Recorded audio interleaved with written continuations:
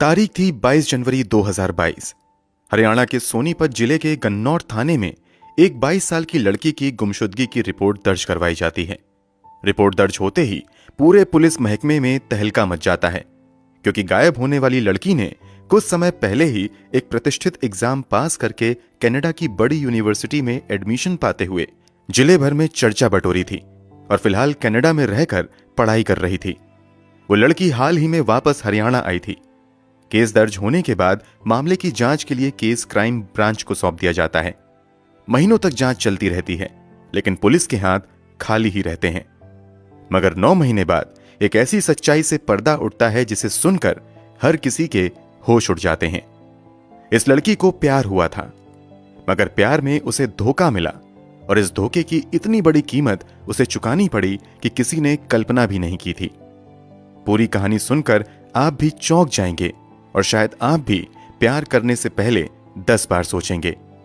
इस घटना को अंजाम देने की पीछे की वजह बहुत ही अजीब थी। तो आखिर क्या है इस घटना की पूरी कहानी? लड़की के साथ क्या कुछ हुआ था और घटना के पीछे की वजह क्या थी? चलिए जानते हैं सब कुछ डिटेल से इस वीडियो में। आप खुद को और अपनों को भी सुरक्षित रख पाएं, इसलिए भी इस केस के बारे में जानना बहुत जरूरी है। तो चलिए कहानी शुरू करते हैं। दोस्तों, हम हरियाणा के मशहूर मोनिका केस की बात कर रहे हैं। 22 साल की मोनिका हरियाणा के रोहतक जिले के बलंद गांव की रहने वाली थी। बचपन से ही मोनिका पढ़ने में काफी तेज थी, इसलिए परिवार वाले इसे बहुत आगे तक पढ़ाने का फैसला करते हैं। मोनिका भी उनकी उम्मीदों पर खरी उतरती हैं और लगातार पढ़ाई में बेहतर करती रहती हैं। एक समय बाद मोनिका कनाडा की एक यूनिवर्सिटी से पढ़ाई करने का फैसला करती हैं। परिवार वाले भी मोनिका के इस फैसले में उसका साथ देते हैं, मगर समस्या ये थी कि कनाडा जाने से पहले मोनिका को एक एग्जाम क्लियर करना था। इसी एग्जाम की तैयारी के लिए मोनिका अब अपने घर को छोड़कर हरियाणा के सोनीपत जिले के गन्नौर में रहने वाली अपनी मौसी के पास आ जाती हैं। मौसी के पास आने के पीछे का कारण था कि यहां रहकर मोनिका अच्छे से पढ़ाई कर सकें। यहां रहते हुए मोनिका अच्छे से पढ़ाई करने लगती हैं, मगर इसी पढ़ाई के दौरान एक दिन उसकी नजर पड़ोस में रहने वाले एक लड़के से मिलती है। एक दिन, 2 दिन होते होते आए दिन अब उस लड़के और मोनिका की आंखें चार होने लगती हैं और देखते ही देखते दोनों एक दूसरे को दिल ही दिल में पसंद करने लगते हैं। जिसे मोनिका पसंद करने लगी थी, उस लड़के का नाम सुनील उर्फ शिल्ला था। बहुत जल्द मोनिका सुनील के प्यार में पड़ जाती है और दोनों एक दूसरे को दिलो जान से चाहने लगते हैं। इसी बीच मोनिका का एग्जाम भी आता है और वो IELTS एग्जाम पास करते हुए कनाडा जाने के लिए एलिजिबल हो जाती है। मोनिका की इस कामयाबी पर घरवाले बहुत ज्यादा खुश होते हैं। मोनिका की इस कामयाबी की चर्चा जिले भर में होती है। सभी कागजी कार्यवाही पूरी करने के बाद फाइनली अपनी पढ़ाई के लिए मोनिका 5 जनवरी 2022 को कनाडा चली जाती हैं। कनाडा जाकर मोनिका बिजनेस मैनेजमेंट का कोर्स करने लगती हैं। अभी मोनिका को गए कुछ ही दिन हुए थे कि सुनील फोन पर मोनिका को शादी करने के लिए जल्द से जल्द भारत बुलाने लगता है। सुनील की जिद की वजह से मोनिका महज 17 दिनों बाद कनाडा से वापस भारत आ जाती हैं। 17 दिनों बाद यानी 22 जनवरी 2022 को मोनिका बिना अपने परिवार वालों को बताए कनाडा से वापस हरियाणा आ जाती हैं। यहां आने के बाद वो अपने लवर सुनील से मिलती हैं और ये दोनों चुपचाप दुनिया की नजरों से बचकर साथ रहने लगते हैं। फिर 29 जनवरी 2022 को मोनिका गाजियाबाद के आर्य समाज मंदिर में सुनील के साथ गुपचुप तरीके से शादी कर लेती हैं।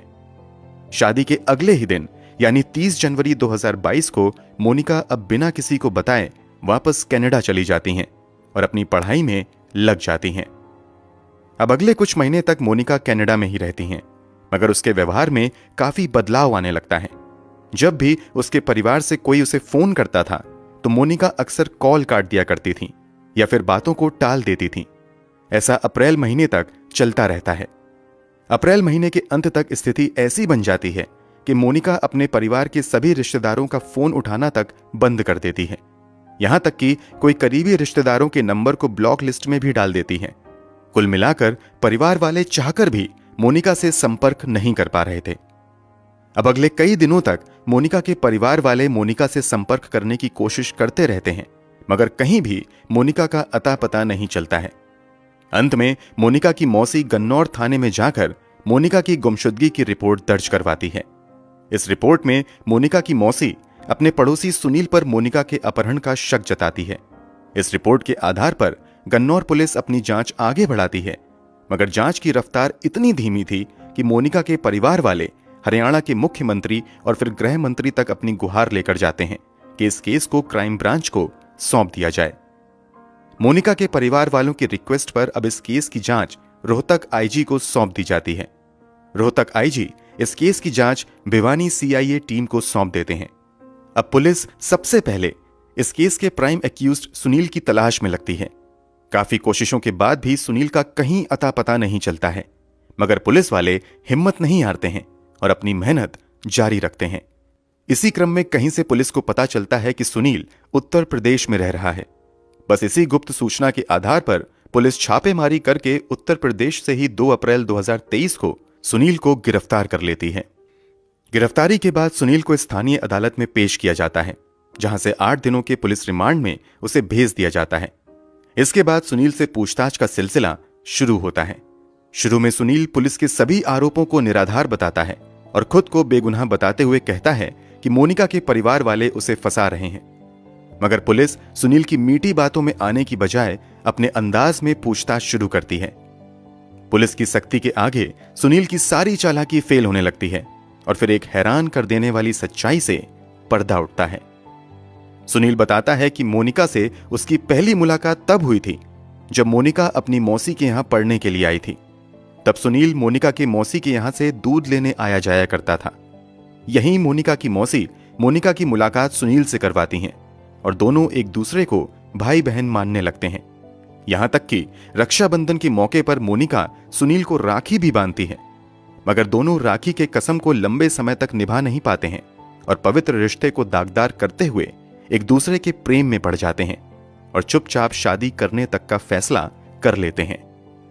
सुनील पुलिस पूछताछ में खुलासा करता है कि मोनिका से शादी करने के 4 महीने बाद यानी अप्रैल महीने में एक बार फिर से उसे जबरदस्ती कनाडा से बुला लेता है और साथ में ही रहने लगता है। इस बात की जानकारी मोनिका अपने परिवार वालों को नहीं देती है। यही वजह थी कि मोनिका ने अपने परिवार वालों से फोन पर बात करना अवॉइड करना शुरू कर दिया था और कई करीबी रिश्तेदारों को ब्लॉक भी कर दिया था।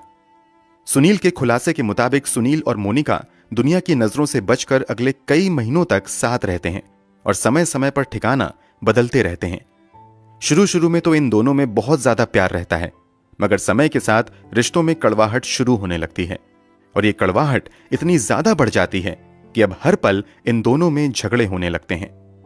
इन्हीं झगड़ों के बीच किसी तरह दोनों साथ रह रहे थे, मगर 29 जून 2022 को जब सुनील मोनिका को लेकर अपनी गाड़ी से झंझारा स्थित फार्म हाउस की तरफ जा रहा था, तभी कार में ही इन दोनों की इतनी ज्यादा अनबन हो जाती है कि सुनील कार में रखा अपना पिस्तल निकालता है और एक सुनसान जगह पर कार खड़ी करने के बाद 2 गोलियां मोनिका की खोपड़ी में मार देता है।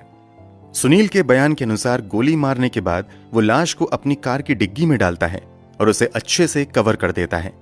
सुनील को समझ नहीं आ रहा था कि इस लाश को कहां ठिकाने लगाया जाए, इसलिए वो अगला कदम उठाने से पहले लाश को इसी तरह कार में छुपाकर अपने फार्म हाउस में चला जाता है और कार को पार्किंग में खड़ी करने के बाद अच्छे से उसे कवर कर देता है।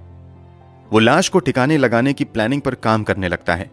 इसी दौरान उसे ख्याल आता है कि क्यों ना लाश को इसी फार्म हाउस में दफना दिया जाए। इसी के बाद अगली सुबह सुनील अपने घर पर कुछ मजदूरों को बुलाता है और घर के अंदर लगभग एक 10 फीट गहरा गड्ढा खुदवाता है। मजदूर जब इस गड्ढे खोदने के उद्देश्य के बारे में पूछते हैं तो सुनील उन्हें बातों में उलझाकर बस गड्ढा खोद कर जाने के लिए कह देता है। मजदूर ऐसा ही करते हैं। मजदूर के चले जाने के बाद सुनील बड़ी सावधानी से कार से शव को उतारता है और गड्ढे में दफना देता है। सुनील ने इस अपराध को इतनी सफाई से अंजाम दिया था कि किसी को उसके गुनाह की भनक तक नहीं लगती है और वो अगले कई महीनों तक अपनी जिंदगी जीता रहता है। सुनील के इस खुलासे से सभी हैरान रह जाते हैं और फिर उसी की निशानदेही पर भिवानी क्राइम ब्रांच की टीम सुनील के फार्म हाउस पर छापा मारती है और मजदूरों की मदद से गड्ढा खुदवाया जाता है। लगभग 10 फीट की खुदाई के बाद पुलिस मोनिका की कंकाल को बरामद भी कर लेती है। उस कंकाल को फॉरेंसिक लैब में जांच के लिए भेज दिया जाता है। पुलिस जांच में एक और हैरान कर देने वाला खुलासा यह होता है कि 22 साल की मोनिका जिस 37 साल के सुनील के प्यार में पागल हुई पड़ी थी, वो सुनील पहले से ही शादीशुदा था। उसके 2 बच्चे भी थे। सुनील के खुलासे के बाद उसे जेल भेज दिया जाता है, जबकि पुलिस और पुख्ता सबूत जुटाने में लग जाती है। इसी क्रम में कुछ महीनों की मेहनत के बाद पुलिस सुनील की ही निशानदेही पर वो पिस्तल भी बरामद कर लेती है, जिसका इस्तेमाल मोनिका की हत्या में किया गया था। इतना ही नहीं, फॉरेंसिक लैब की जांच में खुलासा होता है कि उसी पिस्तल से चली गोली अभी भी मोनिका की खोपड़ी में फंसी हुई थी। अब लोगों के जहन में एक सवाल आने लगता है कि जब सुनील मोनिका से इतना प्यार करता था तो आखिर ऐसी क्या बात हो गई कि सुनील ने मोनिका की जान ले ली। पुलिस भी मर्डर के मोटिव का पता लगाने के लिए सुनील से मोनिका की हत्या के पीछे का कारण जानने की कोशिश करती है। इस पर सुनील खुलासा करते हुए कहता है कि दरअसल वो अपनी शादीशुदा जिंदगी से खुश नहीं था, इसलिए वो किसी भी हाल में कनाडा जाना चाहता था। मगर काफी कोशिशों के बावजूद कनाडा जाने का रास्ता उसे नजर नहीं आ रहा था। इत्तेफाक से इसी दौरान उसकी दोस्ती मोनिका से होती है।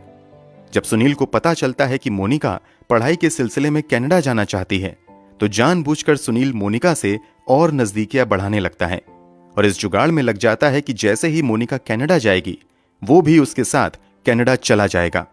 इसलिए मोनिका के कनाडा जाते ही सुनील फिर से उसे भारत बुलाता है और उससे शादी करता है। वो अपनी शादी को बजाबते कोर्ट में रजिस्टर्ड भी करवाता है।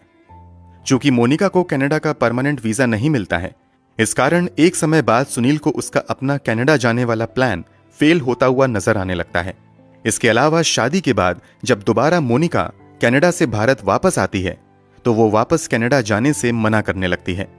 इस कारण सुनील को डर सताने लगता है कि अगर मोनिका वापस कनाडा नहीं गई तो उसका राज सबके सामने आ जाएगा और उसके कनाडा जाने के सपने पर भी पानी फिर जाएगा। बस इसी के बाद दोनों में अनबन बढ़ने लगती है।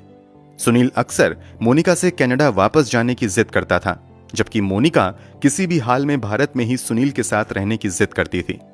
बस इसी बात पर इन दोनों के रिश्ते बिगड़ने लगे और यहां तक बिगड़ गए कि एक दिन तैश में आकर सुनील ने मोनिका की गोली मारकर हत्या कर दी और लाश को दबा दिया। सुनील अपने इस गुनाह को छुपाने की जी तोड़ कोशिश करता है, मगर वो लंबे समय तक ऐसा नहीं कर पाता है और फाइनली 9 महीने बाद उसके गुनाह से पर्दा उठ ही जाता है। फिलहाल केस की स्थिति की बात करें तो सुनील पर मोनिका के मर्डर के अलावा सबूत मिटाने और धोखाधड़ी के भी मामले चलाए जा रहे हैं।